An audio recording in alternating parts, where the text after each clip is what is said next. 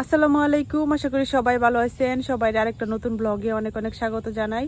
তো বেশ অনেক দিন পরে আজকে এই ব্লগটা আপনাদের সাথে শেয়ার করতেছি। আর আমি অনেক দিন পরে বাড়িতে আসছি, প্রায় 8-9 দিনের মতো আমি বাড়িতে ছিলাম না। তো বেশ অনেক দিন হয়ে গেছে, আমার কাছে মনে হয়েছে তো এক যুগ পর আমি বাড়িতে আইছি। তো বাড়িতে আইসা তো দেখি যে পুরা গ্রামের চিত্রই বদলে গেছে একদম।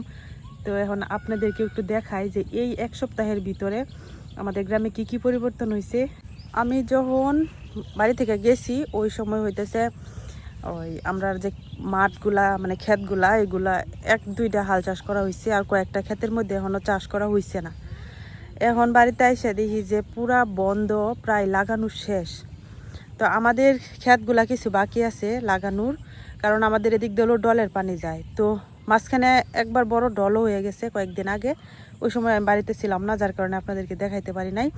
তো এই যে আমার পিছনের যে এই জমিগুলা এগুলা দিয়ে হলো পানি গেছে, যার কারণে এই ক্ষেতগুলা লাগাইতে একটু দেরি হয়েছে।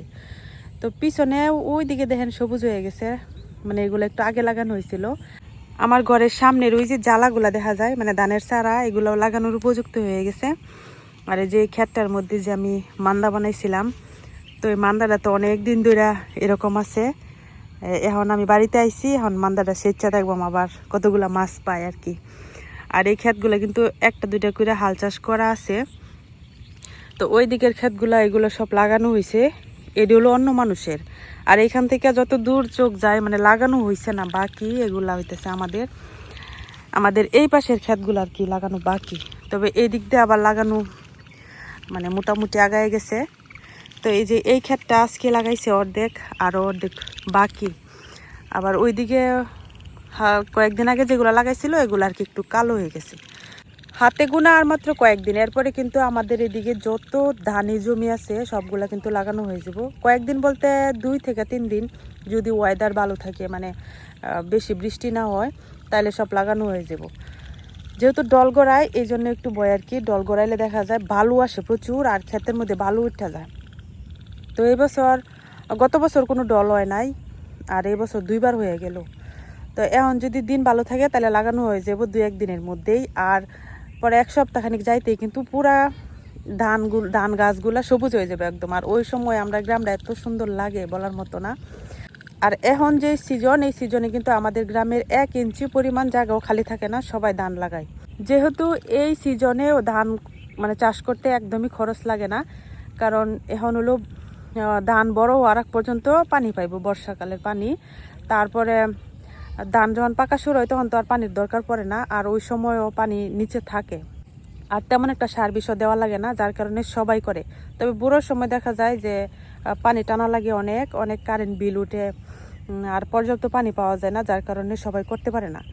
আর বর্ষাকাল তো শেষের দিকে, আগস্ট মাসের মাঝামাঝি পর্যন্ত হয়তো বৃষ্টি থাকতে পারে, এরপরে আর বৃষ্টি থাকবে না।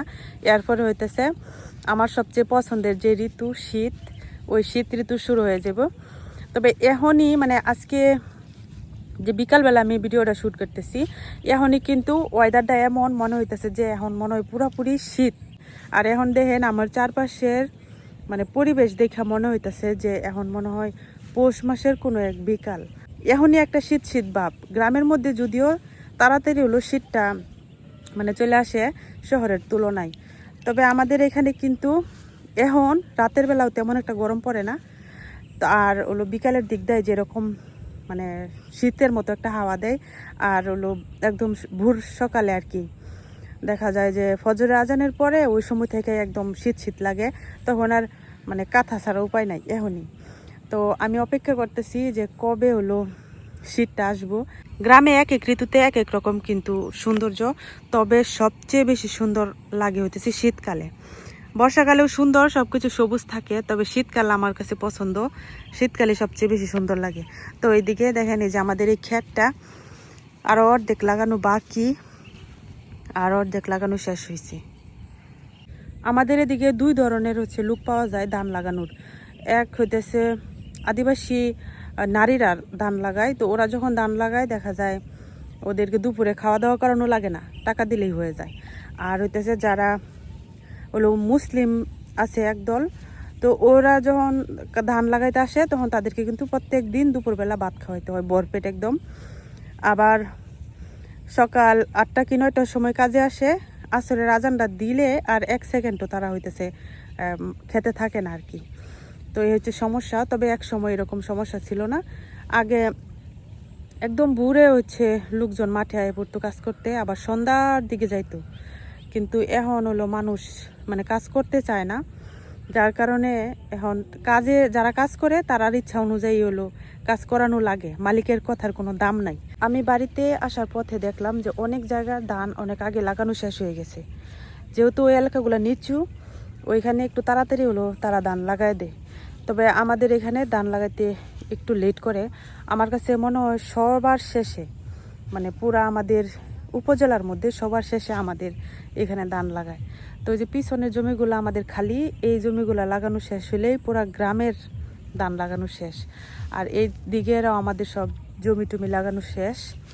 তো আপনাদের কার এলাকায় ধান লাগানো কেমন হইতেছে বা ধান লাগানো শেষ কিনা কমেন্টে জানাইয়েন, যারা যারা গ্রামে থাকেন আর কি।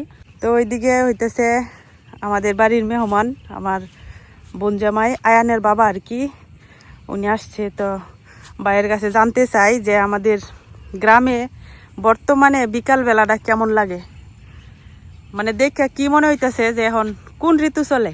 আরে এখন তো শীতকাল। হ্যাঁ, এখন তো শীতকাল। একটু আগেও তো সকালে বৃষ্টি হইলো, তো শীতকাল হইলো কেমনে? বিকাল বেলা শীতকালই মনে হয়। আজকে প্রচুর রৌদ্র ছিল, তারপরে ওই যে কুয়াশার মতো দেখা যায়, সব কুয়াশা হয়ে গেছে পাহাড়ের নিচে। শীত আসতে আরো 3-4 মাস বাকি, কিন্তু পাহাড়ি এলাকায় আরো আগেই শীত এসে পড়ে। কারণ আমাদের এদিকে নেত্রকোনার এদিকে অনেক পরে আসে শীত। আর আমাদের এখানে যখন ফ্যান ছাড়তে হয়, এখানে তখন কম্বল পরতে হয়, এরকম অবস্থা হয় আর কি শীতকালে। এখনই তো হলো ফজরের আজানের পরে দেয় ঠান্ডা ঠান্ডা লাগে। এখন অনেক ঠান্ডা লাগে। আর বিকালের দিক দিয়ে মনে হয় যেন কুয়াশা পড়ছে এরকম। বিকালে দিকে কুয়াশা, পাহাড়ে কুয়াশা দেখা যায়, কুয়াশায় ঢাকা পড়ে দেব। আর এখনো সন্ধ্যা হতে অনেকটা সময় বাকি, তারপরেও ওই ধান যে সময় লাগানি শেষ হয়, পরে ধানটি যখন একটু সবুজ হয়ে যায়, ওই সময় থেকে কিন্তু শিশির পড়ে। শিশির তো আরো অনেক পরে পরে, কিন্তু এখানে একটু আগে। হ্যাঁ, আমরা এদিকে এটা করতেছি, অন্য গ্রামের কথা আমি জানি না। আর সর্বোচ্চ 15 দিন এরকম সময়ের মধ্যেই শিশির পড়া শুরু করে দেবো, কুয়াশা।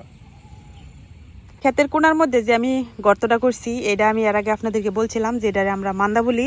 আর এখান থেকে আমি মাছও ধরছিলাম। তো বাইদের এলাকায় কাডা, কাডা বলে, কাডা। বাইদের এলাকায় আবার নাকি বলে কাডা। না, আমাদের এদিকে কি বলে আমি জানি না। তো আপনারা তো বাড়ি, আমরা বাড়ি না তো। তবু বাড়ি, নেত্রকোনার এদিকে বাড়ি কেউ? আমাদের এটা বাড়ি না, কিন্তু ওই ধর্মপাশা, সুনামগঞ্জ, সিলেটের এলাকায় এইগুলো বলে কাডা।